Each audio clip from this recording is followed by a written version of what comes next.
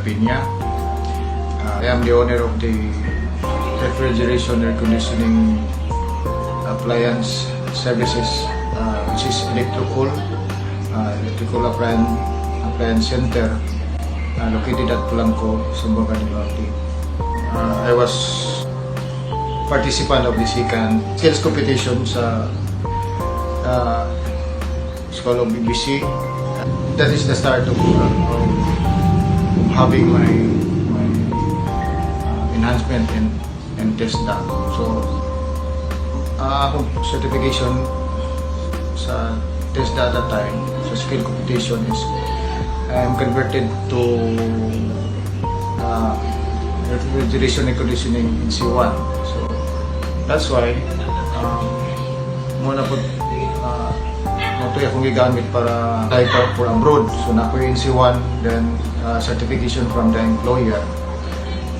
So, motong naka-abroad ko, trabaho dito, installer sa aircon. So, I was 4 years experience sa Saudi Arabia, and then until sa 4 years dito, balik ko sa Pinas, tuloy ko sa Pilipinas, then nag-apply na po ko for aircon maintenance sa provincial government.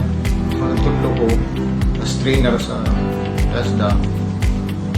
Taga-TESDA niya ito dito nga nag-conduct daw sa training about sa TM sa TESDA, so trainer's methodology.